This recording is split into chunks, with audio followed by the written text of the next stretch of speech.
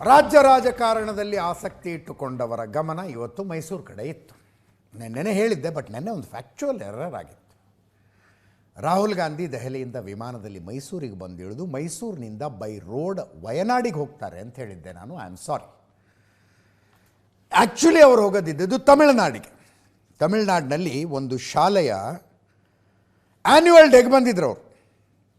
ಶಾಲೆಯ annual day ನೀಲಗಿರಿ ಜಿಲ್ಲೆ ಗುಡಲೂರಿನ ಶಾಲಾ ಕಾರ್ಯಕ್ರಮ. ಅದು ಸೇಂಟ್ ಥಾಮಸ್ ಇಂಗ್ಲಿಷ್ ಹೈಸ್ಕೂಲಿನ ಸುವರ್ಣ ಮಹೋತ್ಸವ ಕಾರ್ಯಕ್ರಮಕ್ಕೆ ಬಂದಿದ್ದರು. ಒಂದು ಫ್ಯಾಕ್ಚುಯಲ್ ಎರರ್ ನಿನ್ನೆಯ ನ್ಯೂಸ್ನಲ್ಲಾಗಿದೆ. ಅಫ್ಕೋರ್ಸ್ ಆ ಎರರ್ನಿಂದಾಗಿ ಒಟ್ಟಾರೆ ನ್ಯೂಸ್ ಮೇಲೆ ಏನು ಪರಿಣಾಮ ಆಗಿಲ್ಲ. News as it is.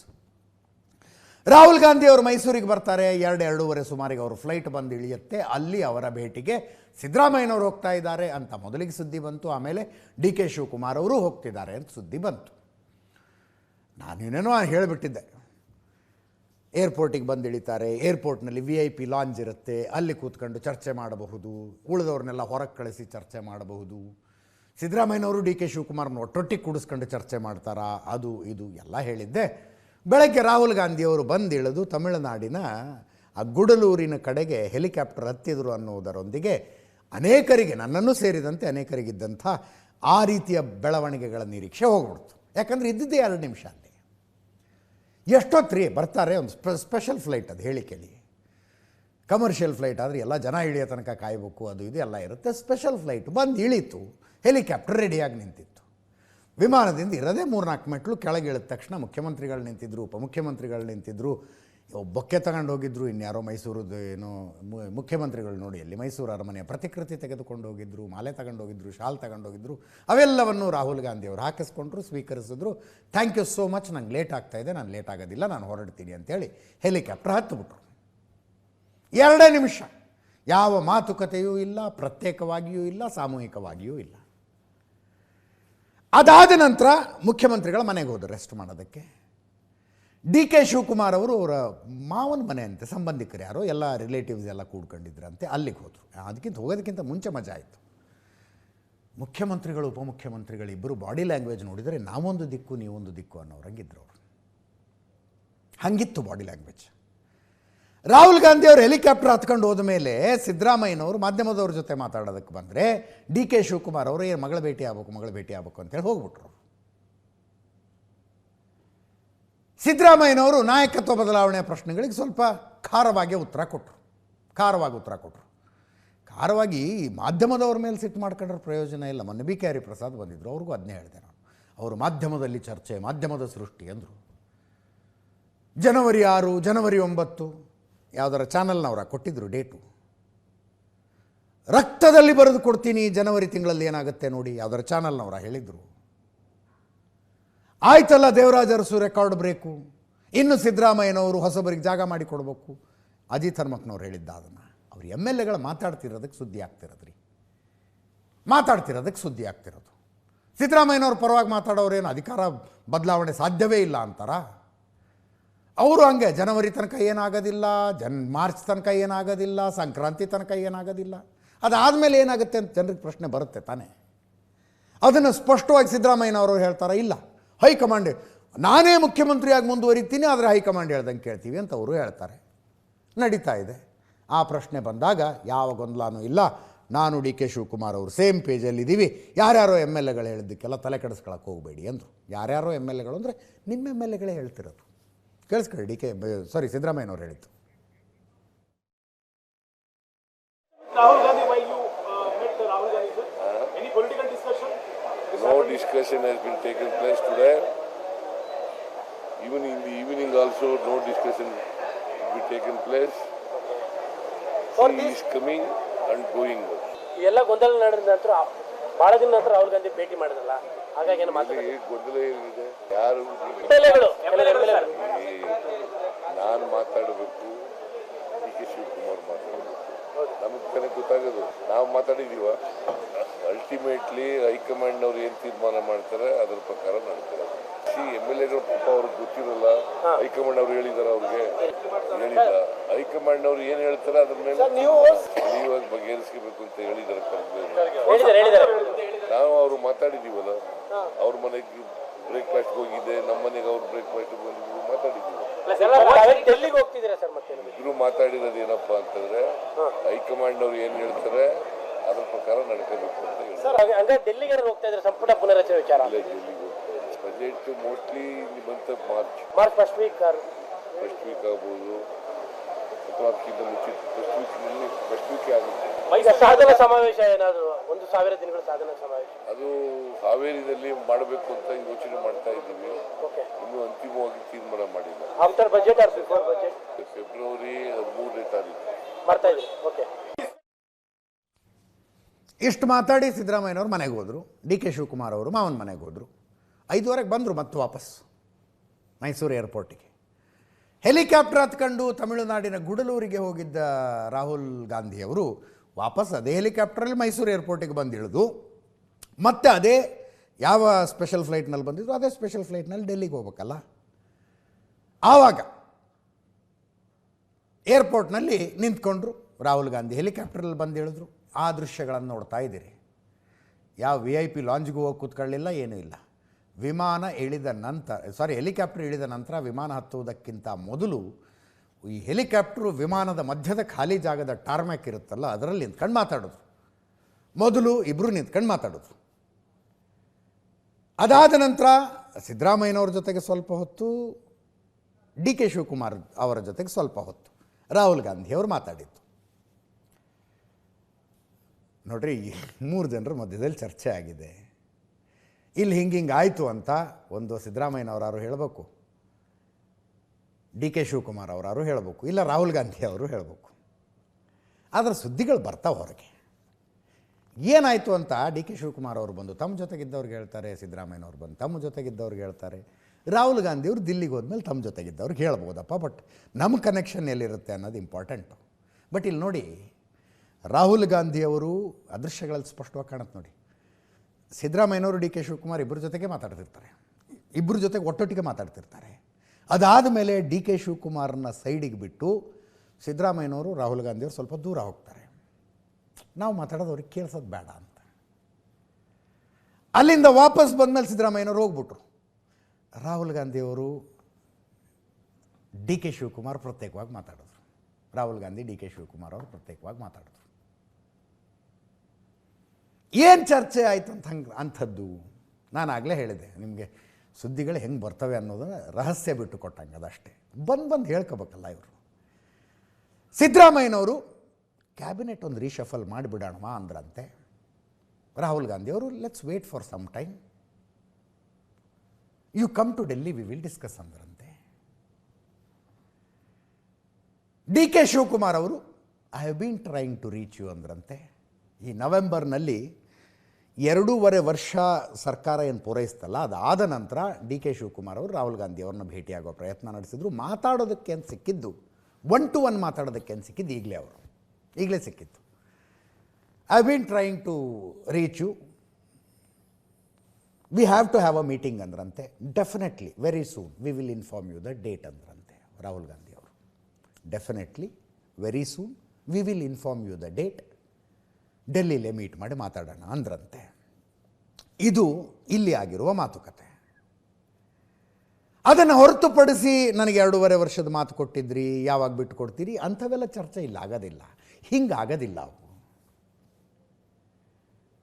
ಸಿದ್ದರಾಮಯ್ಯನವರು ರಾಜ್ಯ ರಾಜಕಾರಣದಲ್ಲಿ ಹಿಂಗೆಲ್ಲ ಚರ್ಚೆ ನಡೀತಾ ಇದೆ ರಾಹುಲ್ ಗಾಂಧಿ ಅವರೇ, ಅದೇನಿದೆ ಒಂದು ಸಲ ಬಗೆಹರಿಸ್ಬಿಡಿ ಅಂತ ಇಲ್ಲಿ ನಿಂತ್ಕೊಂಡೆಲ್ಲ ಕೇಳೋದಕ್ಕಾಗೋದಿಲ್ಲ.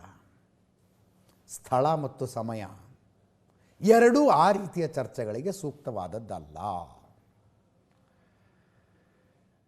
ಇಂಥ ಚರ್ಚೆಗಳು ಕಾಂಗ್ರೆಸ್ನಲ್ಲಿ ಹಿಂದೆ ನಡೀತಿದ್ವು.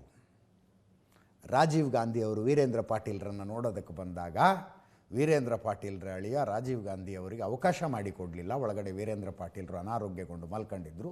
ವಾಪಸ್ ಹೋಗ್ತಾ ರಾಜೀವ್ ಗಾಂಧಿ ಅವರು ಏರ್ಪೋರ್ಟ್ನಲ್ಲಿ ಮೀಡಿಯಾದವ್ರನ್ನ ಕರೆದು, ಮೀಡಿಯಾದವ್ರು ಅಂದರೆ ಅವ್ರು ಪೇಪರ್ನವ್ರು ಅಷ್ಟೇ ಇದ್ದದ್ದು, ಕರೆದು you will have a new chief minister in 2 days, legislative party will decide ಅಂತೇಳಿ ಹೋಗ್ಬಿಟ್ರು. ಅದು ಕಾಂಗ್ರೆಸ್ ಅಷ್ಟು ಗಟ್ಟಿಯಾಗಿದ್ದ ಟೈಮ್ನಲ್ಲಿ ನಡೀತಿತ್ತು. ಪ್ರಧಾನಮಂತ್ರಿ ರಾಜೀವ್ ಗಾಂಧಿ ಅವರು ಮುಖ್ಯಮಂತ್ರಿಗಳ ನಿವಾಸದಿಂದ ಏರ್ಪೋರ್ಟ್, ಆವಾಗ ಏರ್ಪೋರ್ಟಿಗೆ ಈಗಾದರೆ ದೇವನಹಳ್ಳಿ ಹೋಗೋಕ್ಕಾರು ದೂರ, ಯಾವಾಗಿಲ್ಲೇ ಐತೆ HLನಲ್ಲಿ. ಅಲ್ಲಿಗೆ ಹೋಗೋ ಅಷ್ಟರಲ್ಲಿ ಮುಖ್ಯಮಂತ್ರಿನ ಬದಲಾಯಿಸಿ ಬಿಡೋದು ಅಂತ ತೀರ್ಮಾನ ಮಾಡ್ಕೊಂಡು ಹೋಗಿದ್ರು. ಈಗ ಹಂಗೆಲ್ಲ ಆಗೋದಿಲ್ಲ. ಅದರ ಜೊತೆಗೆ Rahul Gandhi is not an attentive listener ಅಂತಾರೆ ಹತ್ತಿರದಿಂದ ನೋಡಿದವರು. ತುಂಬ ಗಮನ ಇಟ್ಟು ಕೇಳಿಸ್ಕೊಂಡು ಓಕೆ ಎಸ್ ನೋ ಅನ್ನುವ ಥರದ ಮಾತುಗಳನ್ನು ಹೇಳುವಂಥ ಮನುಷ್ಯ ಅಲ್ಲ ಅಂತ. ದಿಲ್ಲಿಲಿ ಮಾತಾಡೋಣ, ಅಲ್ಲೇ ಬನ್ನಿ, ಶೀಘ್ರದಲ್ಲಿ ಕರಿತೀವಿ ಅನ್ನೋ ಮಾತನ್ನು ಒಂದು ಹೇಳಿದ್ರಂತೆ. ಶೀಘ್ರದಲ್ಲಿ ಕರಿತೀವಿ ಅನ್ನೋ ಒಂದು ಮಾತನ್ನು ಹೇಳಿದ್ದಾರೆ. ಈ ಮಧ್ಯೆ ನೋಡಿ, ಮುಖ್ಯಮಂತ್ರಿಗಳು ಉಪಮುಖ್ಯಮಂತ್ರಿಗಳಿಬ್ಬರು ಹೋಗಿ ಮೈಸೂರಿನಲ್ಲಿದ್ದಾರೆ. ರಾಹುಲ್ ಗಾಂಧಿ ಅವ್ರನ್ನ ರಿಸೀವ್ ಮಾಡಿಕೊಳ್ಳೋದಕ್ಕಿದ್ರು, ರಾಹುಲ್ ಗಾಂಧಿ ಅವ್ರನ್ನ ವೇವ್ ಆಫ್ ಮಾಡೋದಕ್ಕೂ ಇದ್ದರು. ರಾಹುಲ್ ಗಾಂಧಿ ಅವರು ಬಂದದ್ದು ಗುಡಲೂರಿನ ಒಂದು ಶಾಲೆಯ ಸುವರ್ಣ ಮಹೋತ್ಸವ ಕಾರ್ಯಕ್ರಮಕ್ಕೆ. ಇಲ್ಲಿ ಬೆಂಗಳೂರಿಗೆ ಜರ್ಮನಿಯ ಚಾನ್ಸಲರ್ ಬಂದ್ರಿವತ್ತು. ಜರ್ಮನಿ ಚಾನ್ಸಲರ್ ಭಾರತ ಪ್ರವಾಸದಲ್ಲಿದ್ದಾರೆ. ನೇರವಾಗಿ ಬಂದು ಅಹಮದಾಬಾದ್ನಲ್ಲಿ ಇಳಿದ್ರು ಅನ್ನೋ ಸುದ್ದಿ ನೆನ್ನೆ ಹೇಳಿದ್ದೆ. ಪ್ರಧಾನಿ ನರೇಂದ್ರ ಮೋದಿ ಅವರು ಅಹಮದಾಬಾದ್ನಲ್ಲಿದ್ದರು, ಅವರ ತವರು ರಾಜ್ಯದಲ್ಲಿದ್ದರು. ಅಲ್ಲಿ ಬೇರೆ ಬೇರೆ ಕಾರ್ಯಕ್ರಮಗಳಾದವು, ದ್ವಿಪಕ್ಷೀಯ ಮಾತುಕತೆಗಳಾದವು, ವ್ಯಾಪಾರ ಒಪ್ಪಂದಗಳಾದವು. ಕೈಟ್ ಫೆಸ್ಟಿವಲ್ನಲ್ಲಿ ಜರ್ಮನಿಯ ಚಾನ್ಸಲರ್ ಭಾಗವಹಿಸಿದರು. ಅಹಮದಾಬಾದ್ನಿಂದ ಅವರು ಬೆಂಗಳೂರಿಗೆ ಬಂದರು. ಬೆಂಗಳೂರಿನಲ್ಲಿ ನೋಡಿದ್ರೆ ಮುಖ್ಯಮಂತ್ರಿಗಳು ಉಪಮುಖ್ಯಮಂತ್ರಿಗಳು ರಾಹುಲ್ ಗಾಂಧಿ ಅವರನ್ನು ಬರಮಾಡಿಕೊಳ್ಳುವುದಕ್ಕೆ ಮತ್ತು ಬೀಳ್ಕೊಡುವುದಕ್ಕೆ ಮೈಸೂರಿನಲ್ಲಿದ್ದರು. ಇಲ್ಲಿ ಬಾಷ್ ಕಂಪನಿಗೆ ಭೇಟಿ ಕೊಟ್ಟರು. ಜರ್ಮನಿ ಚಾನ್ಸಲರ್ ಬಾಷ್ ಕಂಪನಿಗೆ ಭೇಟಿ ಕೊಟ್ಟರು. ಅವರನ್ನು ಬರಮಾಡಿಕೊಳ್ಳೋದಕ್ಕೆ ನಮ್ಮ ಕೈಗಾರಿಕಾ ಸಚಿವ MB ಪಾಟೀಲ್ರು ಏರ್ಪೋರ್ಟ್ನಲ್ಲಿದ್ದರು. Chancellor is equal to prime minister. ನಮ್ಮಲ್ಲಿ ಹೆಂಗೆ ಪ್ರೈಮ್ ಮಿನಿಸ್ಟರ್ ಅಂತ ಕರಿತೀವಲ್ಲ, ಹಂಗೆ ಜರ್ಮನಿಗೆ ಅವರು. ವಿಪಕ್ಷ ನಾಯಕ ಆರ್ ಅಶೋಕ್ ಟ್ವೀಟ್ ಮಾಡಿದ್ದಾರೆ. ಜರ್ಮನ್ ಚಾನ್ಸಲರ್ ಫ್ರೆಡ್ರಿಕ್ ಮೆರ್ಜ್ ಕರ್ನಾಟಕಕ್ಕೆ ಬಂದಿದ್ದಾರೆ. ಜವಾಬ್ದಾರಿಯುತ CM ಆಗಿದ್ದರೆ ಅವರನ್ನ ಭೇಟಿ ಮಾಡಿ ಚರ್ಚಿಸ್ತಾ ಇದ್ರು. ಇದು ರಾಜ್ಯದ ಹೂಡಿಕೆ ಕೈಗಾರಿಕೆಯ ಬೆಳವಣಿಗೆಯ ಅವಕಾಶ ಆಗಿತ್ತು. CM DCM ಊಟಿಗೆ ಪ್ರಯಾಣಿಸ್ತಾ ಇದ್ದ ರಾಹುಲ್ ಗಾಂಧಿ ಭೇಟಿಯಾಗೋದಕ್ಕೆ ಹೋದರು. ವಿಶ್ವದ ಬಲಿಷ್ಠ ಆರ್ಥಿಕ ರಾಷ್ಟ್ರದ ಮುಖ್ಯಸ್ಥರ ಜೊತೆ ಚರ್ಚೆ ಮಾಡದೆ ಹೈಕಮಾಂಡ್ ನಾಯಕರ ಮೆಚ್ಚಿಸುವಿಕೆಯ ಆದ್ಯತೆ ಪಡೆದುಕೊಂಡಿದೆ. ರಾಜ್ಯದ ಹಿತಾಸಕ್ತಿಗಳ ಬಗ್ಗೆ ಆಳವಾದ ನಿರ್ಲಕ್ಷ್ಯವನ್ನು ಇದು ಪ್ರತಿಬಿಂಬಿಸುತ್ತದೆ ಅಂತ ವಿಪಕ್ಷ ನಾಯಕ ಆರ್ ಅಶೋಕ್ ಅವರು ಟ್ವೀಟ್ ಮಾಡಿದ್ದಾರೆ. ಇದಾದ ನಂತರ DK ಶಿವಕುಮಾರ್ ಅವರು ಬೆಂಗಳೂರಿಗೆ ಬಂದರು. ಆಪ್ತ ಶಾಸಕರು ಅವರ ಭೇಟಿಗೆ ಬಂದರು. ಇಕ್ಬಾಲ್ ಹುಸೇನ್, ಶಿವಗಂಗಾ ಬಸವರಾಜ್ ಇತ್ಯಾದಿ ಪ್ರಿಯಾಂಕ ಖರ್ಗೆ ಅವರು ಕೂಡ DK ಶಿವಕುಮಾರ್ ಅವರ ಭೇಟಿಗೆ ಬಂದಿದ್ದರು. ಇಲ್ಲಿ ನೋಡಿ, ರಾಮನಗರದ ಶಾಸಕರು 2 ಡೇಟ್ ಕೊಟ್ಟಿದ್ದರು ಅವರು. ಜನವರಿ 6, ಜನವರಿ 9. 6 ದಾಟ್ತು, 9 ದಾಟ್ತು. ಈಗ ಶಿವಗಂಗಾ ಬಸವರಾಜ್ ಅವರು 14ನೇ ತಾರೀಕು ಅಂತಿದ್ದಾರೆ. 14ನೇ ತಾರೀಕು ಆದಮೇಲೆ ಮಾತಾಡ್ತೀನಿ. ಶಿವಗಂಗಾ ಬಸವರಾಜ್ ಅವರು ತುಂಬ ಹಿಂದಿನಿಂದ ಹೇಳ್ತಾ ಬಂದರು, ಜನವರಿಯಲ್ಲಿ ಮುಖ್ಯಮಂತ್ರಿ ಬದಲಾವಣೆ ನಾನು ರಕ್ತದಲ್ಲಿ ಬರೆದು ಕೊಡ್ತೀನಿ ಅಂತ. ಜನವರಿ ಶುರುವಾದಾಗಿಂದ ಪತ್ರಕರ್ತರು ಕೇಳ್ತಾ ಇದ್ದಾರೆ, ಅವ್ರಿಗೆ ಹಿಂಗಂದಿದ್ರಿ ಅಂತ. ಸ್ವಲ್ಪ ದಿನ ತಡೀರಿ, ನನ್ನ ರಕ್ತ ಬಿಸಿ ಇತ್ತೋ ಆರಿತ್ತೋ ಗೊತ್ತಾಗುತ್ತೆ ನಿಮಗೆ ಅಂತಾರೆ. ಈಗೇನೋ ಡೇಟ್ ಕೊಡ್ತಿದ್ದಾರಪ್ಪ, ಒಂದು ಜನವರಿ 16 ಅಂತೆ. ಕದಲೂರು ಉದಯ್ ಶಾಸಕರು ಅವ್ರು ಹೇಳ್ತಾ ಇದ್ದಾರೆ, DK ಶಿವಕುಮಾರ್ ಮುಖ್ಯಮಂತ್ರಿ ಆಗ್ತಾರೆ ಅನ್ನೋ ವಿಶ್ವಾಸ ಇದೆ. ಅದರ ಚರ್ಚೆ ಏನಿದ್ರು ದೆಹಲಿಲಾಗತ್ತೆ.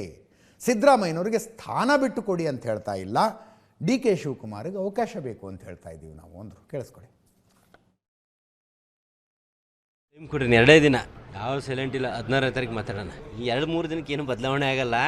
ಪೂರಕವಾಗಿ ವಾತಾವರಣ ಬಂದರೆ ಸಾಕು, ಮಾಡೋಣ. ಆಗಬೇಕು ಅನ್ನೋ ಆಸೆ ನಮಗಿದೆ. ಅಂತಿಮವಾಗಿ ಹೈಕಮಾಂಡ್ ಯಾವತ್ತು ಹೇಳ್ತಾರೆ ಆವತ್ತು ಏನಾದ್ರು ತೀರ್ಮಾನ ಆಗ್ತದೆ. ನಾನು ಭವಿಷ್ಯ ಹೇಳೋಕ್ಕಾಗಲ್ಲ. ಆಗ್ತಾರೇನೋ ಆತ್ಮವಿಶ್ವಾಸ ಇದೆ, ಆಗಬೇಕು ಅನ್ನೋ ಆಸೆನೂ ನಮ್ದು ಇದೆ. ಈಗ CM ಅವ್ರನ್ನ ಬಿಟ್ಕೊಡಿ ಅಂತೂ ಯಾರು ಕೇಳ್ತಿಲ್ಲ.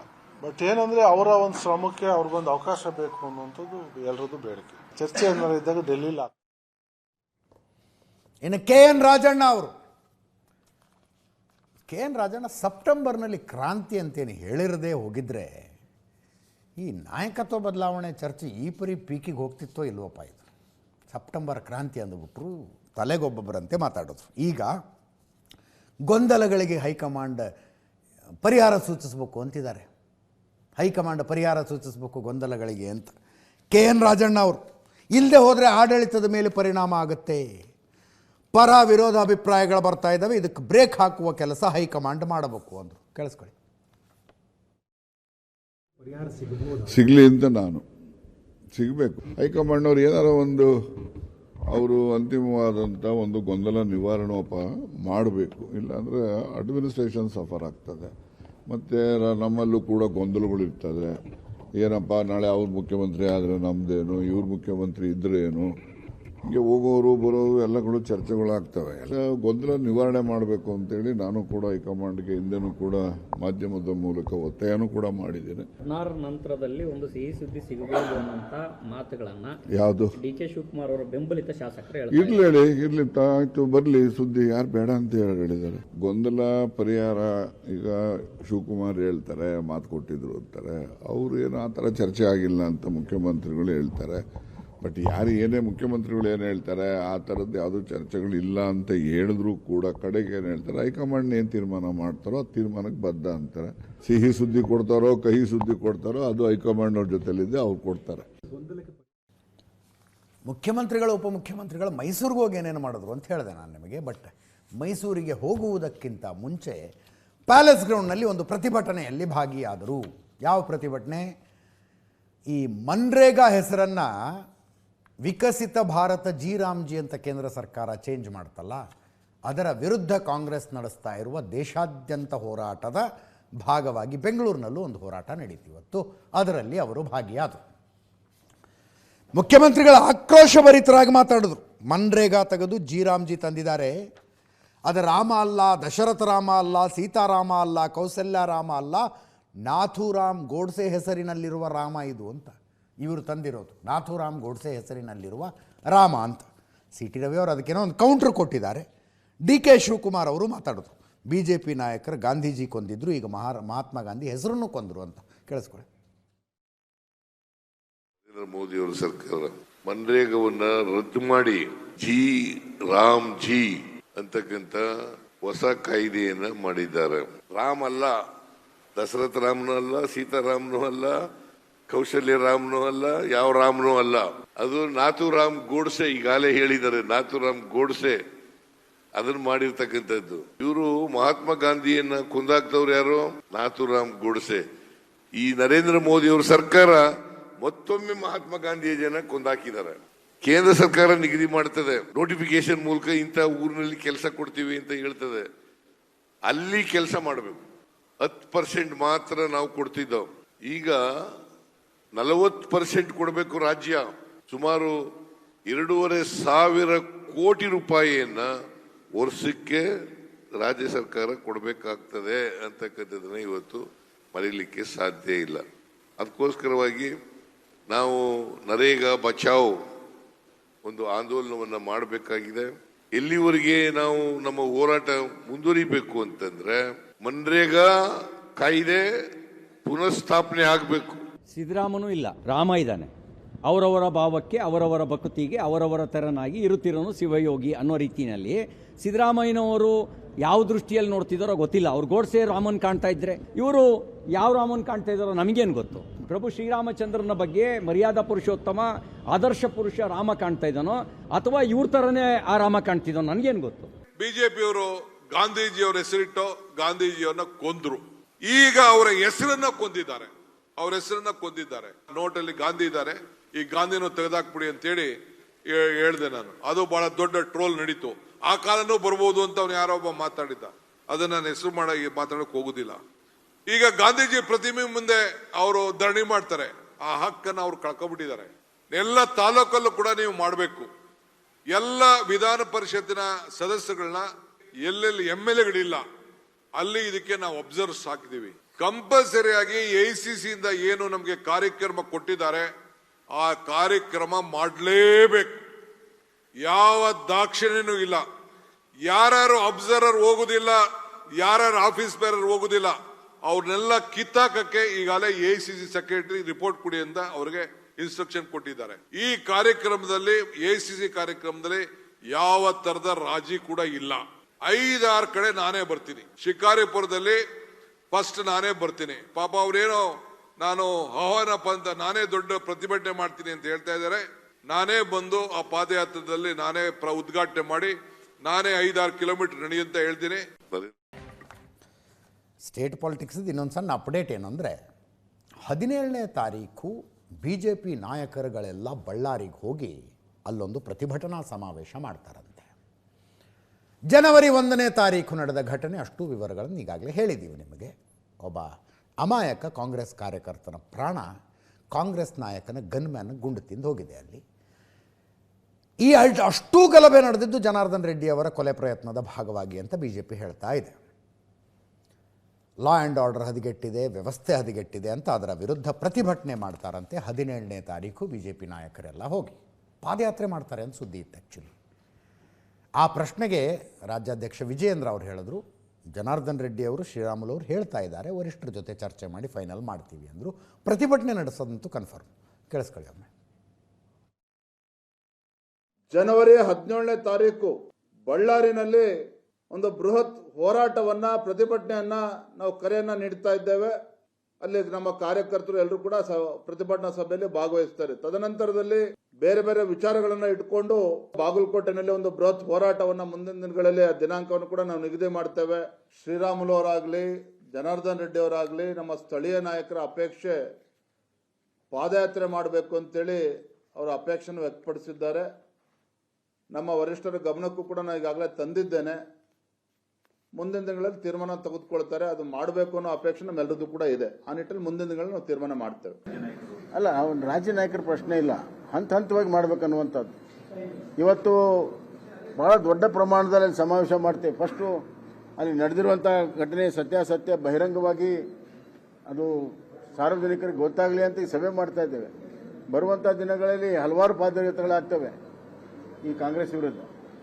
ಅದರಿಂದ ಪಾದಯಾತ್ರೆ ಯಾವಾಗ ಮಾಡಬೇಕು, ಹೇಗೆ ಮಾಡಬೇಕು ಅನ್ನೋದು ನಮ್ಮ ಪಕ್ಷದ ವರಿಷ್ಠ ತೀರ್ಮಾನ ಮಾಡ್ತಾರೆ. ರಾಜ್ಯದ ಉದ್ದಗಲಕ್ಕೆ 5-6 ಪ್ರಮುಖ ವಿಷಯಗಳನ್ನು ಇಟ್ಕೊಂಡು ಹೋರಾಟ ಮಾಡಬೇಕು ಅಂತ ಈಗಾಗಲೇ ಕೋರ್ ಕಮಿಟಿ ನಿಶ್ಚಯ ಮಾಡಿದೆ. ಪ್ರಮುಖರ ಜೊತೆ ಮಾತುಕತೆ ನಡೆಸಿ ಅದರ ಸಾಧಕ ಬಾಧಕ ಏನು ಅನ್ನೋದನ್ನು ಗಮನಿಸಿ ನಿರ್ಣಯ ತೆಗೆದುಕೊಳ್ತೀವಿ. ಮೊದಲನೇ ಹಂತದಲ್ಲಿ ಬಳ್ಳಾರಿಯಲ್ಲೂ ಹೋರಾಟ ಮಾಡ್ತೀವಿ, ಹುಬ್ಬಳ್ಳಿಯಲ್ಲೂ ಹೋರಾಟ ಮಾಡ್ತೀವಿ, ಮಂಗಳೂರಿನಲ್ಲೂ ಹೋರಾಟ ಮಾಡ್ತೀವಿ, ಬೆಂಗಳೂರು ಮತ್ತು ಮೈಸೂರು ಭಾಗದಲ್ಲೂ ಕೂಡ, ಕಲಬುರಗಿ ಭಾಗದಲ್ಲೂ ಹೋರಾಟ ಮಾಡಬೇಕು ಅಂತ ತೀರ್ಮಾನ ಮಾಡಿದ್ದೇವೆ, ಬೇರೆ ಬೇರೆ ವಿಷಯಗಳನ್ನು ಇಟ್ಕೊಂಡು. ಆಯ್ತು, ಬೇರೆ ಸುದ್ದಿಗೆ ಹೋಗೋಣ.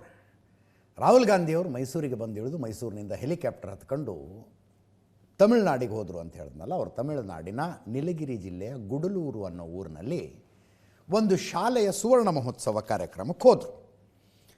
ಯಾವ ಶಾಲೆ ಅದು? ಸೇಂಟ್ ಥಾಮಸ್ ಇಂಗ್ಲಿಷ್ ಹೈಸ್ಕೂಲಿನ ಸುವರ್ಣ ಮಹೋತ್ಸವ ಕಾರ್ಯಕ್ರಮಕ್ಕೆ ಹೋದರು. ಆ ಕಾರ್ಯಕ್ರಮದಲ್ಲಿ ರಾಹುಲ್ ಗಾಂಧಿ ಅವರನ್ನು ಸ್ವಾಗತಿಸೋದಕ್ಕೆ ಇದನ್ನು ತಮಿಳುನಾಡು ಚುನಾವಣಾ ಪ್ರಚಾರಕ್ಕೆ ರಾಹುಲ್ ಗಾಂಧಿ ಕಿಕ್ ಸ್ಟಾರ್ಟ್ ಮಾಡಿದ್ರು ಅನ್ನುವಂತೆಯೂ ನೋಡಲಾಗ್ತಾ ಇದೆ ಶಾಲೆಯ ಕಾರ್ಯಕ್ರಮದ ಜೊತೆಗೆ. ಇಲ್ಲಿ ಕಾಂಗ್ರೆಸ್ಸು, ತಮಿಳುನಾಡು ಕಾಂಗ್ರೆಸ್ಸು ರಾಹುಲ್ ಗಾಂಧಿ ಅವರ ಸ್ವಾಗತಕ್ಕೆ ಒಂದು AI ವಿಡಿಯೋ ಮಾಡಿತ್ತು. ಇಲ್ಲಿದೆ ನೋಡಿ, ರಾಹುಲ್ ಗಾಂಧಿ ತಲೈವಾ ವೆಲ್ಕಮ್ ಅಂತ, ರಾಹುಲ್ ಗಾಂಧಿ ತಲೈವಾ ವೆಲ್ಕಮ್ ಅಂತ ಒಂದು ವಿಡಿಯೋ ಮಾಡಿದ್ರು. ಸೋನಿಯಾ ಗಾಂಧಿ, ಪ್ರಿಯಾಂಕಾ ಗಾಂಧಿ ಅವರ ದೃಶ್ಯಗಳನ್ನೆಲ್ಲ ಕ್ರಿಯೇಟ್ ಮಾಡಲಾಗಿತ್ತು. ಸೋನಿಯಾ ಗಾಂಧಿ, ಪ್ರಿಯಾಂಕಾ ಗಾಂಧಿ ಅವರೆಲ್ಲ ಲಾಸ್ಟಿಗೆ ಬರ್ತಾರೆ. 2 ನಿಮಿಷದ ವಿಡಿಯೋ ಇದು. AI ಎಲ್ಲಿಗೆ ಬಂದಿದೆ ಅಂದರೆ ಯಾವುದು AIಯೋ ಯಾವುದು ರಿಯಲ್ಲು ಹೇಳೋದಕ್ಕೆ ಬರೋದಿಲ್ಲ. ಏನು ಬೇಕು ಅದನ್ನು ಕ್ರಿಯೇಟ್ ಮಾಡ್ಬೋದು ಅನ್ನೋ ಲೆವೆಲ್. ನಾನು ಇದನ್ನೇ ನೆಗೆಟಿವ್ ಆಗಿ ಹೇಳ್ತಿಲ್ಲ, ಹಾಗೆ ಟೆಕ್ನಾಲಜಿ ಹಂಗೆ ಬೆಳೆದಿದೆ ಅನ್ನೋದಕ್ಕೆ ಹೇಳ್ತೀನಿ. ವಾಯ್ಸು ಕ್ರಿಯೇಟ್ ಮಾಡ್ಬೋದು, ದೃಶ್ಯಗಳನ್ನು ಕ್ರಿಯೇಟ್ ಮಾಡ್ಬೋದು. ಇಲ್ಲಿ ತಮ್ಮ ಕ್ರಿಯೇಟಿವ್ ಲಿಬರ್ಟಿನ ಯೂಸ್ ಮಾಡ್ಕೊಂಡು ರಾಹುಲ್ ಗಾಂಧಿ ಅವ್ರನ್ನ ಹೀರೋ ರೀತಿಯಲ್ಲಿ ಚಿತ್ರಿಸುವ ಒಂದು ವಿಡಿಯೋ ಮಾಡಿದ್ದಾರೆ. Well and good. ಯಾಕಂದರೆ ಮಾರ್ಚ್ ಏಪ್ರಿಲ್ನಲ್ಲಿ ಎಲೆಕ್ಷನ್ನು ತಮಿಳುನಾಡಿನಲ್ಲಿ. ಎಲೆಕ್ಷನ್ ಇಂಟ್ರೆಸ್ಟಿಂಗ್ ಇದೆ. ತಮಿಳುನಾಡಿನಲ್ಲಿ ಕಾಂಗ್ರೆಸ್ಸು DMKಗೆ ಒಂದು ಸ್ಮಾಲ್ ಪಾರ್ಟ್ನರ್, ಸ್ಮಾಲ್ ಅಲಯನ್ಸ್. ಹೆಂಗೆ BJP AIADMKಗೆ ಸ್ಮಾಲ್ ಅಲಯನ್ಸು. ತಮಿಳುನಾಡಿನಲ್ಲಿ 18 ಸೀಟ್ ಇದ್ದಾವೆ ಕಾಂಗ್ರೆಸ್ಸಿಂದು. 118 ಅಲ್ಲಿ ಮ್ಯಾಜಿಕ್ ನಂಬರು. 18 ಸೀಟು ಕಾಂಗ್ರೆಸ್ಸಿಂದಿದ್ದಾವೆ, 133 DMK ಇದೆ ಅಲ್ಲಿ. AIADMKನೂ ಅಷ್ಟೇ, 66 AIADMK ಇದೆ, BJP 4 ಇದೆ ಅಲ್ಲಿ. ಅಲ್ಲಿ ಏನಿದ್ರು ಪ್ರಾದೇಶಿಕ ಪಕ್ಷಗಳ ರಾಜಕಾರಣ. ಅಲಯನ್ಸ್ DMK ಕಾಂಗ್ರೆಸ್ ಅಲಯನ್ಸ್ ಇದೆ, AIADMK BJP ಅಲಯನ್ಸ್ ಇದೆ. ಆ ಅಲಯನ್ಸು ದೊಡ್ಡ ಕಥೆ.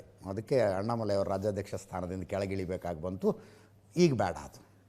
ಇಲ್ಲಿ ಈ ವಿಡಿಯೋದಲ್ಲೆಲ್ಲೂ DMK, ಸ್ಟಾಲಿನ್ನು, ತಮಿಳುನಾಡು ಸರ್ಕಾರ ಯಾವುದರದ್ದು ಪ್ರಸ್ತಾಪ ಇರಲಿಲ್ಲ. ಯಾವ ಪ್ರಸ್ತಾಪವೂ ಇಲ್ಲ. ಯಾಕಿರಬೇಕು ಅಂತ ಕೇಳಬಹುದು ನೀವು. ಆಯ್ತು, ಯಾಕಿರಬೇಕು? ಇದರ ಮಧ್ಯದಲ್ಲಿ ರಾಹುಲ್ ಗಾಂಧಿಯವರು TVK ಪಕ್ಷದ ಸಿನಿಮಾ ಏನು ರಿಲೀಸ್ ಆಗಬೇಕಾಗಿತ್ತಲ್ಲ, ವಿಜಯ್ ಸಿನಿಮಾ ರಿಲೀಸ್ ಆಗಬೇಕಾಗಿತ್ತು. ಅದಕ್ಕೆ the central board of film certification CBFC ಅವರು ಸರ್ಟಿಫಿಕೇಷನ್ ಕೊಟ್ಟಿಲ್ಲ, ಅದಕ್ಕೆ ಸರ್ಟಿಫೈ ಮಾಡಿಲ್ಲ. ಅದನ್ನು ವಿರೋಧಿಸಿ ಟ್ವೀಟ್ ಮಾಡಿದ್ದಾರೆ. ಜನನಾಯಕನ್ ಸಿನಿಮಾ ವಿಜಯ್ ಅನೌನ್ಸ್ ಮಾಡಿಬಿಟ್ಟಿದ್ದಾರೆ, ಇದು ನನ್ನ ಲಾಸ್ಟ್ ಸಿನಿಮಾ ಅಂತ. ಇನ್ನೇನಿದ್ರು ಪಾಲಿಟಿಕ್ಸ್. ವಿಜಯ್ ಅನೌನ್ಸ್ ಮಾಡಿದ್ದಾರೆ. ಕರೂರಿನಲ್ಲಿ ಲಾಸ್ಟ್ ಇಯರು ಈ ವಿಜಯ್ ಬರ್ತಾರೆ ಅಂತ ಒಂದು 50,000 ಜನ ಸೇರಿ ಕಾಲು ತುಳಿತಾಗಿ 50 ಜನ ಸತ್ತೋದ್ರಲ್ಲ. ಅದೇ ವಿಜಯದ ಸಿನಿಮಾ ರೆಡಿ ಇದೆ. ಪೊಲಿಟಿಕಲ್ ಸ್ಟ್ರಾಟಜಿ ವರ್ಕ್ ಆಗ್ತಿರ್ತವೆ. ಒಂದು ಸಿನಿಮಾ ರಿಲೀಸ್ ಮಾಡಿ ಅದನ್ನು ಅದ್ದೂರಿಯಾಗಿ ಓಡಿಸಿ ಆನಂತರ ಎಲೆಕ್ಷನ್ಗೆ ಹೋಗ್ಬಿಟ್ರೆ ಪ್ರಚಾರ ಅರ್ಧಕ್ಕರ್ಧ ಕಡಿಮೆ ಮಾಡಿದ್ರು ಗೆದ್ದು ಬಿಡ್ತೀವಿ ಅನ್ನೋ ಲೆಕ್ಕಾಚಾರದಲ್ಲಿ ಅವ್ರು ಇರ್ತಾರೆ. ಈಗ ಆ ಸಿನಿಮಾ ರಿಲೀಸ್ ಆಗೋದಕ್ಕೆ ಸೆಂಟ್ರಲ್ ಗೌರ್ಮೆಂಟ್ ಬಿಡ್ತಿಲ್ಲ ಅಂತ ರಾಹುಲ್ ಗಾಂಧಿ ಹೇಳ್ತಾ ಇರೋದು. ಅದೇನು ನಾನೇನು ಅಲ್ಲಗಳಿತಾ ಇಲ್ಲ ಅದನ್ನು. ಎಲ್ಲಿ ಸಿನಿಮಾ ರಿಲೀಸ್ ಆಗಿಬಿಟ್ರೆ ವಿಜಯ್ ಹವಾ ಆಗಿಬಿಡುತ್ತೋ ತಮಿಳುನಾಡಿನ ತುಂಬ ಅಂತ ಹತ್ತಿಕ್ಕಲಾಗ್ತಾ ಇದೆ ಅಂತ ರಾಹುಲ್ ಗಾಂಧಿಯವರ ಟ್ವೀಟು. ಇದೊಂದು ಸ್ವಲ್ಪ ಆಶ್ಚರ್ಯ ಅನ್ಸುತ್ತೆ ನಿಮಗೆ. ಅಲ್ಲಿ DMK ಜೊತೆಗೆ ಕಾಂಗ್ರೆಸ್ನವರು ಅಲಯನ್ಸ್ನಲ್ಲಿದ್ದಾರೆ. ರಾಹುಲ್ ಗಾಂಧಿ ತಮಿಳುನಾಡಿಗೆ ಬಂದರೆ ಒಂದು ವಿಡಿಯೋ ರಿಲೀಸ್ ಮಾಡುತ್ತೆ ತಮಿಳುನಾಡು ಕಾಂಗ್ರೆಸ್ನವರು, ಅದರಲ್ಲಿ DMKಯ ಪ್ರಸ್ತಾಪವೇ ಇಲ್ಲ. ಇನ್ನೊಂದು ಕಡೆ TVKಯ ವಿಜಯ್ರ ಸಿನಿಮಾನ ಯಾಕೆ ರಿಲೀಸ್ ಮಾಡೋದಕ್ಕೆ ಬಿಡ್ತಿಲ್ಲ ಅಂತ ರಾಹುಲ್ ಗಾಂಧಿ ಟ್ವೀಟ್ ಮಾಡ್ತಾರೆ. ಟ್ವೀಟ್ ಏನಂತ ಇದೆ?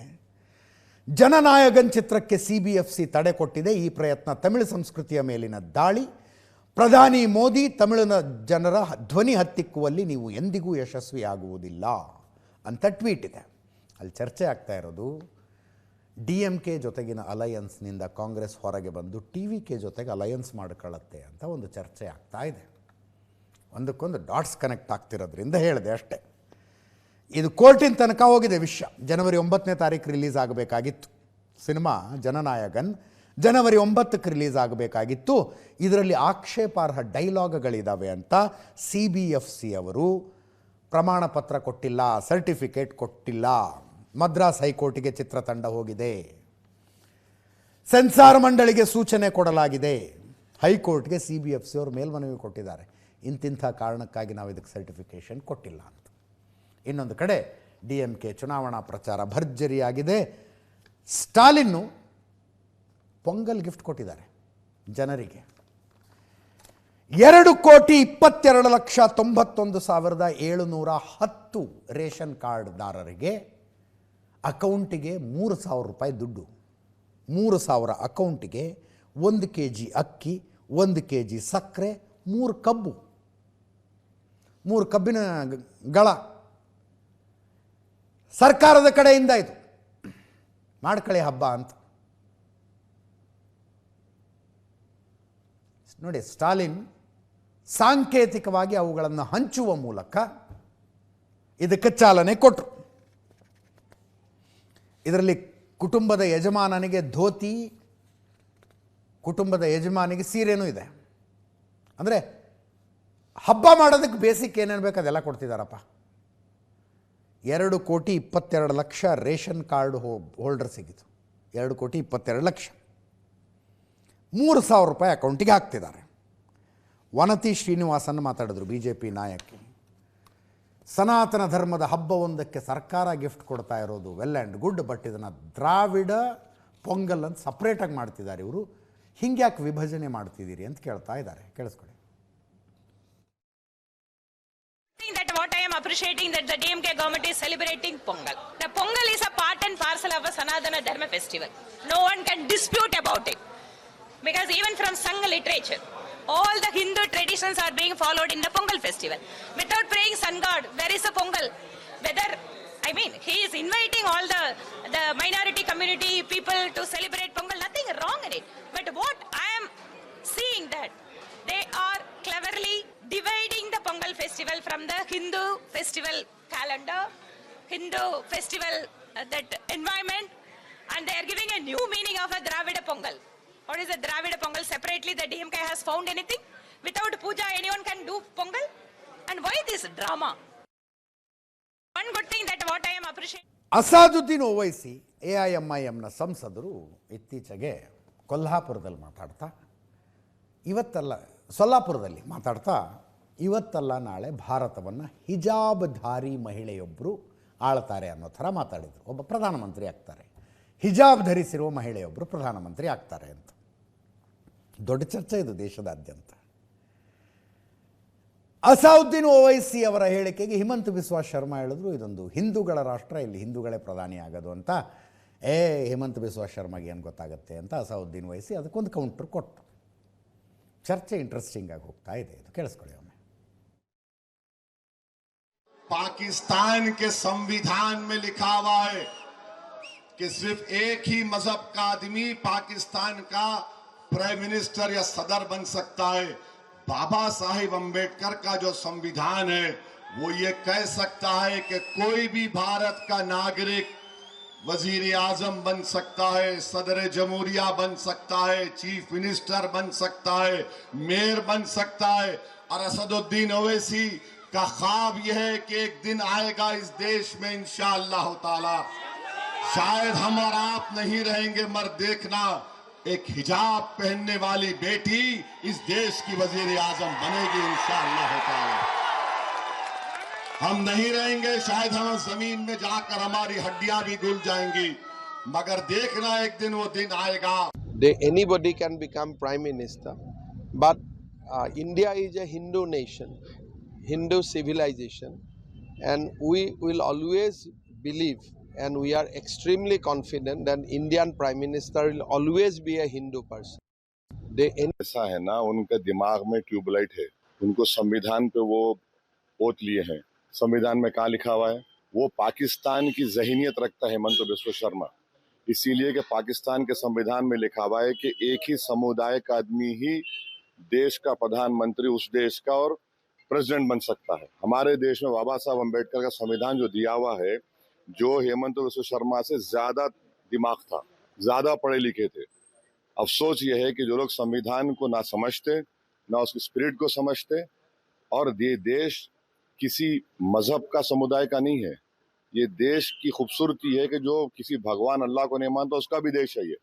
तो उनकी सोच छोटी है, वो छोटे दिमाग के आदमी है, इस तरह से छोटी छोटी बात करते वो ऐसा। ಹಿಮವಂತ ಬಿಸ್ವಾ ಶರ್ಮಾ ಅವರ ಆಲೋಚನೆಗಳ ಸಣ್ಣವು ಅಂದ್ಬಿಟ್ರು ಅಸಾವುದ್ದೀನ್ ಓವೈಸಿ. ಪ್ರತಿಕ್ರಿಯೆ ಕೇಳದಾಗಿತ್ತು. ಇದೇ ಸಂದರ್ಭದಲ್ಲಿ ಪತ್ರಕರ್ತ ರಾಜ್ದೀಪ್ ಸರ್ದೇಸಾಯಿ ಅವರು ಹಂಚಿಕೊಂಡಿರುವ ಒಂದು ಅನುಭವ ಬಹಳ ವೈರಲ್ ಆಗ್ತಾ ಇದೆ. ಎಲೆಕ್ಷನ್ ಟೈಮ್ನಲ್ಲಿ ಅಸಾವುದ್ದೀನ್ ಓವೈಸಿ ಇಂಟರ್ವ್ಯೂಗೆ ರಾಜ್ದೀಪ್ ಸರ್ದೇಸಾಯಿ ಅವರು ಮನೆಗೆ ಹೋಗಿದ್ರಂತೆ. ಇಂಟರ್ವ್ಯೂ ಎಲ್ಲ ಮುಗಿದ ಮೇಲೆ ಪತ್ರಕರ್ತರು ಸಹಜ ಕೇಳಿದ್ದಾರೆ, ನಿಮ್ಮ ಮನೆಯವ್ರನ್ನ ಮನೆಯವ್ರಂದ್ರೆ ಹೆಂಡ್ತಿನ ಮಾತಾಡಿಸ್ಬೇಕು, ಒಂದು ಸಲ ಕರೀರಿ ಅಂದ್ರಂತೆ. ಅವ್ರದ್ದೊಂದು ಇಂಟರ್ವ್ಯೂ ಮಾಡೋಣ, ಬೈಟ್ ತಗೋಣ ಅನ್ನೋ ಥರ. ಅದೇನು ಯಾವುದಕ್ಕೆ ಡೈನಿಂಗ್ ಟೇಬಲ್ ಮೇಲೆ ಊಟಕ್ಕೆ ಕೂತ್ಕೊಂಡಾಗಿದ್ದು. ರಾಜ್ದೀಪ್ ಸರ್ದೇಸಾಯಿ ಅವರ ಪಕ್ಕದಲ್ಲಿ ಸಾಗರಿಕಾ ಘೋಷ್ ಇದ್ದಾರೆ, ರಾಜ್ದೀಪ್ ಸರ್ದೇಸಾಯಿ ವೈಫ್ ಇದ್ದಾರೆ. ಅಸಾವುದ್ದೀನ್ ಓವೈಸಿ ಒಬ್ಬ ಒಳ್ಳೆ ಹೋಸ್ಟ್ ರೀತಿಯಲ್ಲಿ ಮನೆಗೆ ಬಂದಂಥ ಅವರಿಗೆ ಒಳ್ಳೆ ಊಟ ಹಾಕಿದ್ದಾರೆ. ಊಟ ಆದಮೇಲೆ ಅಡುಗೆ ಸಖತ್ತಾಗಿತ್ತು. ನಿಮ್ಮ ವೈಫ್ ಕರೀರಿ, ಒಂದು ಸಲ ಮಾತಾಡಿಸ್ಬೇಕು ಅಂದಿದ್ದಾರೆ ಅವರು. ಸಹಜ ಅಲ್ವಾ, ಈಗ ಹೋದಾಗ ಅಂತೀವಿ ನಾವು, ಮನೆಯವ್ರಿಗೆ ಒಂದು ಥ್ಯಾಂಕ್ಸ್ ಹೇಳ್ತೀವಿ ಅಂತ ಅಡುಗೆ ಮಾಡೋಕ್ಕಿರ್ತಾರಲ್ಲ. ಅದಕ್ಕೆ ಅಸಾವುದ್ದೀನ್ ಓವೈಸಿ ಹೇಳಿದ್ರಂತೆ, ನಮ್ಮ ಮನೆಯಲ್ಲೆಲ್ಲ ಪದ್ಧತಿ ಇಲ್ಲ ಅಂತ. ಪದ್ಧತಿ ಇಲ್ಲ ಅಂದರೆ ಏನರ್ಥ? ಅಪರಿಚಿತ ಪುರುಷರಿಗೆ ನಮ್ಮ ಮನೆಯ ಹೆಣ್ಣುಮಕ್ಕಳು ಮುಖ ತೋರಿಸಂಗಿಲ್ಲ. ಅಸಾವುದ್ದೀನ್ ಓವೈಸಿ ಹೇಳಿದ್ದದನ್ನು. ರಾಜ್ದೀಪ್ ಸರ್ದೇಸಾಯಿ ಅವ್ರಿಗೆ ಶಾಕ್ ಆತಂತವಾಗ. ಅವ್ರು ಹೇಳಿದ್ದಾರೆ, ನೀವೇ ಹಿಂಗೆ ಅಂದ್ಬಿಟ್ರೆ ಹೆಂಗೆ? ಯಾಕೆಂದರೆ ಐ ಥಿಂಕ್ ಲಂಡನ್ನಲ್ಲಿ ಬ್ಯಾರಿಸ್ಟ್ರು ಓದಿದ್ದಾರೆ ಅಸಾವುದ್ದೀನ್ ಓವೈಸಿ. ಹಿ ಮೆನ್ಷನ್ಸ್ ಇಟ್. ರಾಜ್ದೀಪ್ ಸರ್ದೇಸಾಯಿ ಹೇಳ್ತಾರೆ, ವಿದೇಶದಲ್ಲಿ ಉನ್ನತ ವ್ಯಾಸಂಗ ಮಾಡಿಕೊಂಡು ಬಂದಿರೋರು ನೀವೇ ಇಷ್ಟು ಕಟ್ಟರಾದರೆ ಹೆಂಗೆ? ಹೆಂಡತಿಯ ಮುಖವನ್ನು ಅಪರಿಚಿತ ಪುರುಷರು ನೋಡಬಾರ್ದು ಅಂತ ಕಟ್ಟರಾದರೆ ಹೆಂಗೆ ಅಂತ ಕೇಳಿದ್ರಂತೆ. ಆಮೇಲೆ ಏನಾಯಿತು, ಅಲ್ಲಿಗೆ ಆ ವಿಡಿಯೋ ಕಟ್ ಆಗುತ್ತೆ. ಅದನ್ನ ಇಟ್ಕೊಂಡು ಕೆಲವರು ಹೇಳ್ತಾ ಇದ್ದಾರೆ, ಅಸಾವುದ್ದೀನ್ ಓವೈಸಿ, ನಿಮ್ಮ ಹೆಂಡತಿಯ ಮುಖವನ್ನು ಪರಪುರುಷರು ನೋಡಬಾರದು ಅಂತ ಬಯಸುವ ನೀವು ಹಿಜಾಬ್ಧಾರಿ ಮಹಿಳೆ ದೇಶದ ಪ್ರಧಾನಿ ಆಗಬೇಕು ಅಂತ ಬಯಸ್ತಾ ಇದ್ದೀರಾ ಅಂತ. ಹಿಜಾಬ್ಧಾರಿ ಮಹಿಳೆ ದೇಶದ ಪ್ರಧಾನಿ ಆಗಬೇಕು, ನನ್ನ ಹೆಂಡತಿಯ ಮುಖವನ್ನು ಪರಪುರುಷ ನೋಡಬಾರ್ದು ಅಂತ. ಇದು ಹೆಂಗೆ ನಿಮ್ಮ ಲೆಕ್ಕಾಚಾರ ಅಂತ ಅನೇಕರು ಪ್ರಶ್ನೆ ಕೇಳ್ತಾ ಇದ್ದಾರೆ. ಇದು ಹಾಗೆ ಇದು ನೋಡಿ, ಎಷ್ಟು ಸಲ ಸಂವಿಧಾನ ಅಂತ ಮೆನ್ಷನ್ ಮಾಡಿದರು ಓವೈಸಿ. ಬಾಬಾ ಸಾಹೇಬ್ ಅಂಬೇಡ್ಕರ್ ಅವರು ಬರೆದ ಸಂವಿಧಾನ ಇಂಥದ್ದೇ ಧರ್ಮದವರು, ಇಂಥದ್ದೇ ಜಾತಿಯವರು, ಇಂಥದ್ದೇ ಮತದವರು ಪ್ರಧಾನಮಂತ್ರಿ ಆಗಬೇಕು ಅಂತ ಹೇಳೋದಿಲ್ಲ. ಅಫ್ಕೋರ್ಸ್ ಹೇಳೋದಿಲ್ಲ. ಪ್ರಧಾನಿಯಾಗುವ ಪ್ರಶ್ನೆ ಬಂದಾಗ ದೇಶದ ಸಂವಿಧಾನ, ರಾಜ್ದೀಪ್ ಸರ್ದೇಸಾಯಿ ಊಟ ಚೆನ್ನಾಗಿದೆ ಥ್ಯಾಂಕ್ಸ್ ಹೇಳ್ತೀನಿ ಅಂದಾಗ ಧರ್ಮಗ್ರಂಥ ಬಂದುಬಿಡುತ್ತಲ್ಲಿ, ಗ್ರಂಥ. ಹೀಗೆ ಮಜಾ ಇರ್ತವೆ ಇವೆಲ್ಲ. ಇರಾನ್ ಶಾಂತ ಆಗಿಲ್ಲ. ಈ ಕಾರ್ಯಕ್ರಮದ ಆರಂಭದಲ್ಲಿ ನಾನು ಹೇಳಿದೆ 550ಕ್ಕೂ ಹೆಚ್ಚು ಜನ ಸತ್ತು ಹೋಗಿದ್ದಾರೆ ಅಂತ. ಅನ್ಕನ್ಫರ್ಮ್ಡ್ ಸೋರ್ಸಸ್ ಹೇಳ್ತಾ ಇದ್ದಾವೆ 2000ಕ್ಕೂ ಹೆಚ್ಚು ಕಗ್ಗೊಲೆಗಳಾಗಿದ್ದಾವೆ ಇರಾನ್ನಲ್ಲಿ ಅಂತ. 2000ಕ್ಕೂ ಹೆಚ್ಚು. ಅದೇ ಕನ್ಫರ್ಮ್ ಆಗುವ ಸಾಧ್ಯತೆ ಇದೆ. ಈಗ 18ನೇ ದಿನ ಇವತ್ತು ಬರ್ತಾ ಇರುವ ಸುದ್ದಿಗಳ ಪ್ರಕಾರ ಸಾವಿನ ಸಂಖ್ಯೆ 2000ಕ್ಕೂ ಹೆಚ್ಚಾಗಿದೆ. ನೋಡಿ, ಡೊನಾಲ್ಡ್ ಟ್ರಂಪ್ ಇದನ್ನೇ ಕಾಯ್ತಿದ್ರೇನು? ಅಮೇರಿಕ ಇರಾನ್ನ ವೈರತ್ವಕ್ಕೆ ಇತಿಹಾಸ ಇದೆ, ಬಹಳ ದೊಡ್ಡ ಇತಿಹಾಸ ಏನಿಲ್ಲ. 1970 ತನಕ ಏನು ಅಪ್ಕಂಡು ಮುದ್ದಾಡ್ತಾ ಇದ್ವು ಎರಡೂ ದೇಶಗಳು, ಅಷ್ಟೊಂದು ಆತ್ಮೀಯತೆ ಇತ್ತು. ಯಾವ ಇರಾನಿನ ನ್ಯೂಕ್ಲಿಯರ್ ಫೆಸಿಲಿಟಿಗಳನ್ನು ನಾನು ಧ್ವಂಸ ಮಾಡ್ತೀನಿ ಅಂತ ಟ್ರಂಪು ಯುದ್ಧ ವಿಮಾನಗಳನ್ನು ಕಳಿಸೋದ್ರಲ್ಲ, ಬಾಂಬ್ ತುಂಬಿಸ್ಕೊಂಡು ಇರಾನಿನ ನ್ಯೂಕ್ಲಿಯರ್ ಫೆಸಿಲಿಟಿಗಳು, ಅವುಗಳನ್ನು ಕಟ್ಟಿಕೊಟ್ಟಿದ್ದೇ ಅಮೇರಿಕ ಚೆನ್ನಾಗಿದ್ದ ಕಾಲದಲ್ಲಿ. ಈಗ ಇರಾನಿನ ಆರ್ಥಿಕ ದುಸ್ಥಿತಿಯ ಕಾರಣಕ್ಕಾಗಿ ಅಲ್ಲೊಂದು ಪ್ರತಿಭಟನೆ ಶುರುವಾಗಿದೆ. ಜನ ಬೀದಿಗಿಳಿದಿದ್ದಾರೆ. 42% 45% ಇನ್ಫ್ಲೇಷನ್ ಆಗಿದೆ ಅಲ್ಲಿ.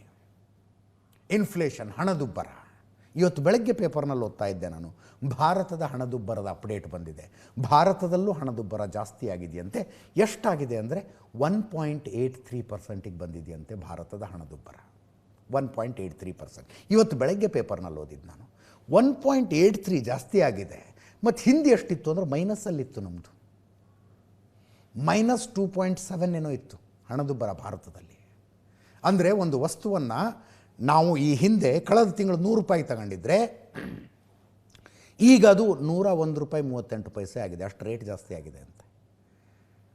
ಹಿಂದಿ ರೀಸೆಂಟ್ ಅಪ್ಡೇಟ್ ತನಕ ಅದರ ರೇಟು 92 ರೂಪಾಯಿ ಆಗಿತ್ತು.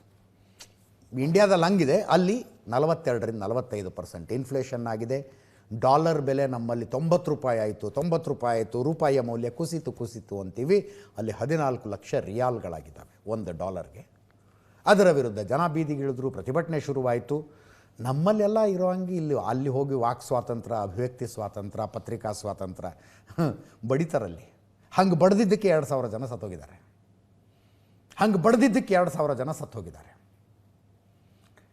ಈ ಅಷ್ಟೂ ಪ್ರತಿಭಟನೆ ಆರಂಭಗೊಂಡದ್ದು ಅಲ್ಲಿನ 26 ವರ್ಷದ ಒಬ್ಬ ಯುವಕ ಇರ್ಫಾನ್ ಸುಲ್ತಾನಿ ಅನ್ನುವವನ ಪ್ರೇರಣೆಯಿಂದ ಅಂತೆ. ಆತ ಸರ್ಕಾರದ ವಿರುದ್ಧ ಧ್ವನಿ ಎತ್ತಿದ್ದಕ್ಕೆ ಧ್ವನಿ ಎಲ್ಲ ಸೇರಿಕೊಂಡು ಈತ 26 ವರ್ಷದ ಇರ್ಫಾನ್ ಸುಲ್ತಾನಿ ಒಂದು ರೀತಿ ಜನ್ಜಿ ಮಾದರಿಯ ಹೋರಾಟ. 26 ವರ್ಷ ಈತನಿಗೆ. ಈತ ಈ ಹೋರಾಟದ ರೂವಾರಿ ಅನ್ನೋದು ಗೊತ್ತಾಗಿದೆ. He is arrested. ಅಷ್ಟು ಮಾತ್ರ ಅಲ್ಲ, ನಾಳೆ ಈತನನ್ನು ಇರಾನ್ನಲ್ಲಿ ಬಹುಶಃ ತೆಹರಾನ್ನಲ್ಲಿ ಗಲ್ಲಿಗೇರಿಸ್ತಾರೆ ಬಹಿರಂಗವಾಗಿ. 26 ವರ್ಷದ ಈ ಯುವಕ ಇರ್ಫಾನ್ ಸುಲ್ತಾನಿಯನ್ನು ನಾಳೆ ಗಲ್ಲಿಗೇರಿಸಲಾಗುತ್ತೆ ಬಹಿರಂಗವಾಗಿ. ಇಲ್ಲಿ ದೆಹಲಿ ದಂಗೆಯ ಮಾಸ್ಟರ್ ಮೈಂಡ್ಗಳು ಅಂತ ಪೊಲೀಸರ ಆರೋಪ ಹೊರಿಸಿ ಸಾಕಬೇಕಾದಷ್ಟು ಸಾಕ್ಷ್ಯಗಳನ್ನು ಕೋರ್ಟಿಗೆ ಕೊಟ್ಟು ಕೆಲವರನ್ನು ಜೈಲಿಗೆ ಹಾಕಲಾಗತ್ತೆ. ಅವರ ಪರವಾಗಿ ವಾದ ಮಾಡುವುದಕ್ಕೆ ದೇಶದ ಅತ್ಯುತ್ತಮ ವಕೀಲರು ಬರ್ತಾರೆ. ಆ ವಕೀಲರುಗಳು ಬಂದು ವಾದ ಮಾಡಿದ ಕಾರಣಕ್ಕಾಗಿ 7 ಜನರ ಪೈಕಿ 5 ಜನ ಜಾಮೀನಿನ ಮೇಲೆ ಬಿಡುಗಡೆ ಆಗ್ತಾರೆ. ಇನ್ನಿಬ್ಬರಿಗೆ ಜಾಮೀನು ಕೊಡೋದಕ್ಕೆ ಆಗೋದಿಲ್ಲ ಅಂತ ಉಮರ್ ಖಾಲಿದ್ ಮತ್ತು ಶರ್ಜಿಲ್ ಇಮಾನ್ಗೆ ಜಾಮೀನು ಕೊಡೋದಕ್ಕೆ ಆಗೋದಿಲ್ಲ ಅಂತ ಸುಪ್ರೀಂ ಕೋರ್ಟ್ ಹೇಳಿದ್ರೆ, ಈ ದೇಶದಲ್ಲಿ ನ್ಯಾಯಾಂಗಕ್ಕೇನಾಗಿದೆ, ಅಭಿವ್ಯಕ್ತಿ ಸ್ವಾತಂತ್ರ್ಯಕ್ಕೇನಾಗಿದೆ, ಆ ಭೂಮಿಯಿಂದ ಆಕಾಶ ತನಕ ಮಾತಾಡ್ತಾರಲ್ಲ ನಮ್ಮ ದೇಶದಲ್ಲಿ, ಮಾತಾಡ್ತಾರೆ. ಈ ದೇಶದಲ್ಲಿ ಏನಾಗೋಯ್ತು ನೋಡ್ರಿ, ನಮ್ಮಲ್ಲಿ ಜಾಮೀನು ಸಿಗ್ತಾ ಇಲ್ಲ ಅಂತ. ಅಷ್ಟು ಮಾತ್ರ ಅಲ್ಲ, ನ್ಯೂಯಾರ್ಕಿಗೆ ಹೊಸ ಮೇಯರ್ ಬಂದಿದ್ದಾರೆ ಮಮದಾನಿ ಅಂತ. Mamdani writes a letter to Umar Khalid. Umar ಖಾಲಿದ್ಗೆ ಪತ್ರ, we are with you my brother ಅಂತ. ಉಮರ್ ಖಾಲಿದ್ ತಂದೆ ತಾಯಿ ಅಮೇರಿಕಕ್ಕೆ ಹೋಗಿ ಮಮದಾನಿನ ಭೇಟಿ ಆಗ್ತಾರೆ. ಉಮರ್ ಖಾಲಿದ್ ತಂದೆ ಯಾರು? ಸಿಮಿ ಅನ್ನುವ ಸಂಘಟನೆ ನಿಷೇಧಗೊಳ್ಳುವ ತನಕ ಸಿಮಿಯ ಲೀಡರ್ ಆಗಿದ್ದಂಥ ಮನುಷ್ಯ.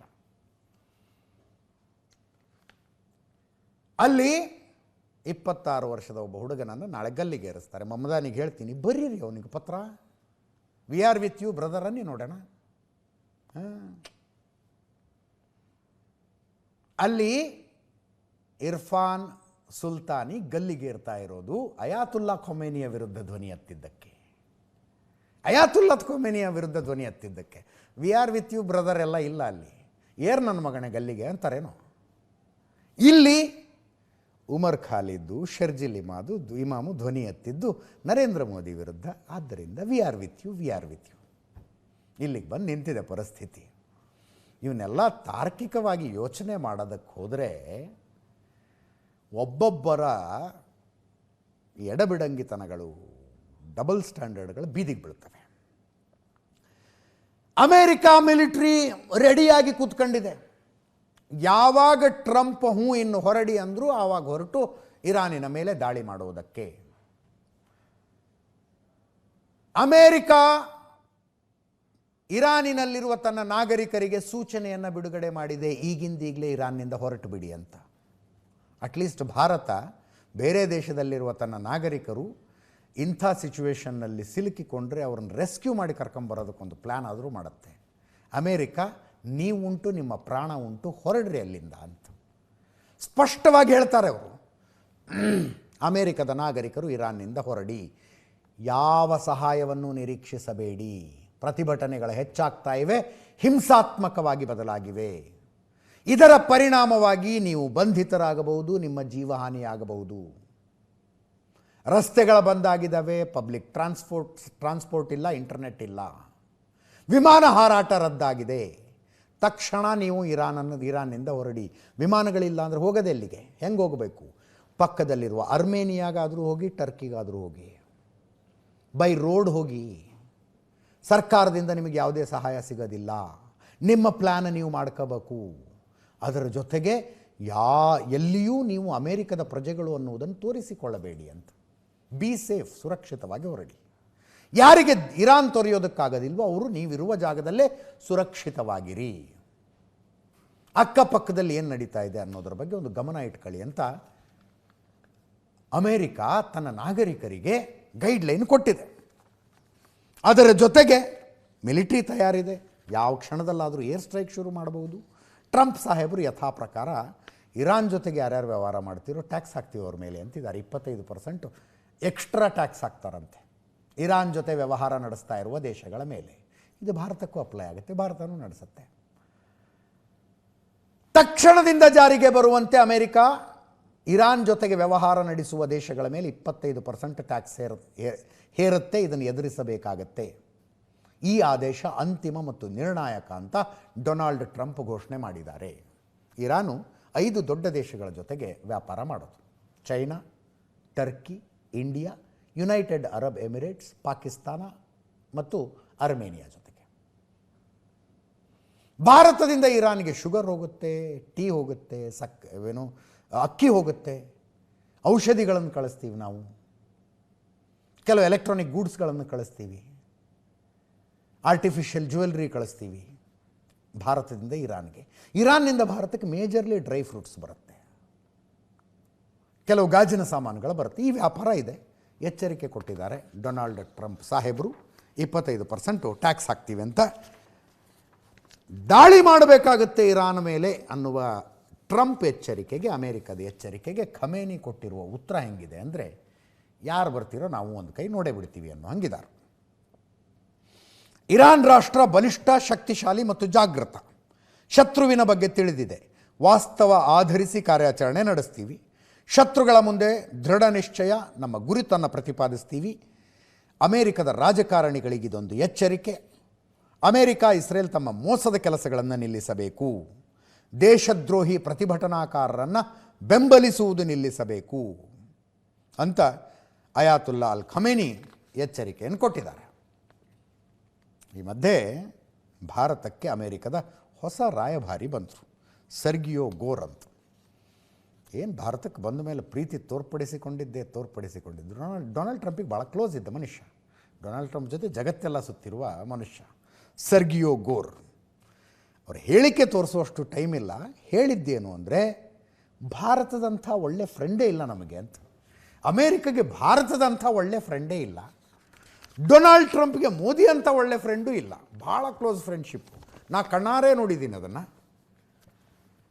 ಏನೋ ಫ್ರೆಂಡ್ಶಿಪ್ನಲ್ಲಿ ಒಂದು ಮಾತು ಬರುತ್ತೆ, ಒಂದು ಮಾತು ಹೋಗುತ್ತೆ, ಎಲ್ಲ ಸರಿ ಹೋಗುತ್ತೆ ಅಂತ ಸರ್ಗಿಯೋ ಗೋರ್ ಹೇಳಿರುವ ಮಾತು. ಇದರೊಂದಿಗೆ ಇವತ್ತಿನ ನ್ಯೂಸ್ ಅವರು ಮುಗಿಸ್ತಾ ಇದ್ದೀನಿ. ನೇರ, ದಿಟ್ಟ, ನಿರಂತರ ಸುದ್ದಿಗಾಗಿ ನೋಡ್ತಾ ಇರಿ ಏಷ್ಯಾನೆಟ್ ಸುವರ್ಣ ನ್ಯೂಸ್.